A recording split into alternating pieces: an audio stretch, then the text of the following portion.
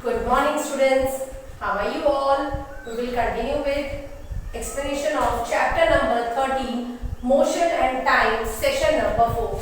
In last sessions children, we have discussed about what is time, different types of clocks. Then we have discussed about motion, speed. What is formula of speed? Speed is equal to distance upon time. We have discussed about uniform motion, non-uniform motion. We have solved some numericals also. Now today we are going to learn about how we can show speed of any object related to distance and time on time graph, right? So let's start with our session.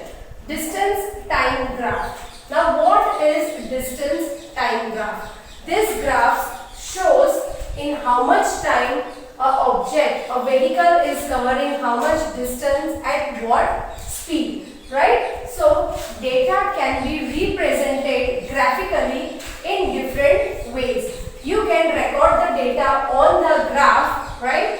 And we can show the speed of the vehicle in different ways. The motion of the body is best represented in the form of line graph.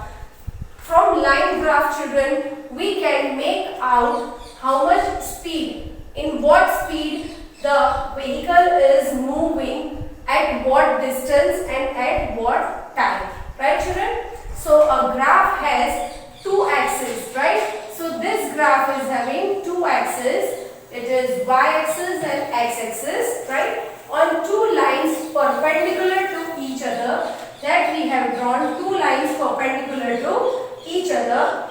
One quantity, it is showing different quantity, means the two perpendicular line is showing it representing one quantity. In a distance time graph, the horizontal line represents the time. You can see here it represents time. This is the horizontal line, that is y-axis. It is showing time of the graph. Next, while the vertical line represents the distance axis. Now this vertical line, that is x-axis, it is representing distance axis. Now here children, you can see that at 1 second the car can travel 50 meters, in 2 seconds 100, in 3 seconds 150, in 4 seconds it can move at 200, and in 5 seconds it can move at 250.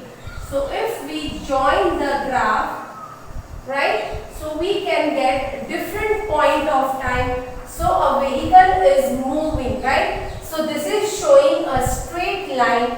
If it shows a straight line, it is called as uniform motion, right?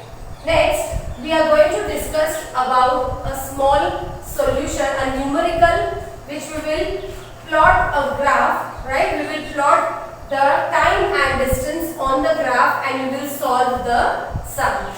The distance covered by the moving body was recorded after every 1 second to 4 seconds. Means we have to record from 1 to 4 seconds. The data given in the table. The table is given, time is given, distance is given. So we can find speed very easily.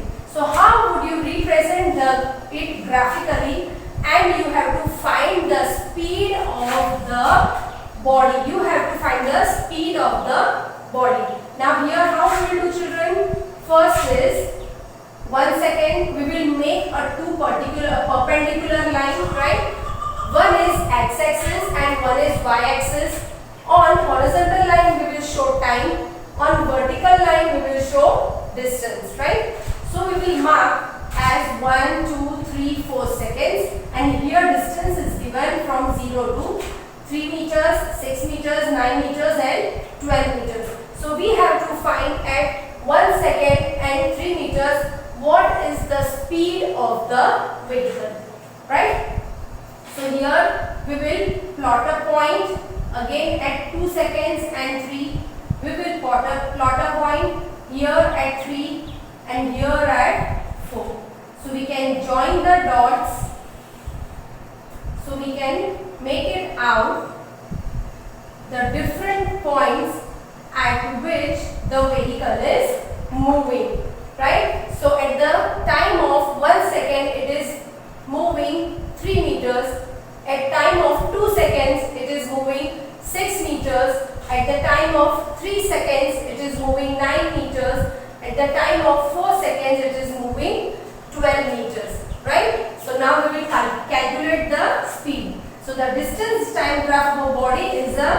uniform motion. It is having uniform motion as it is going in a straight line.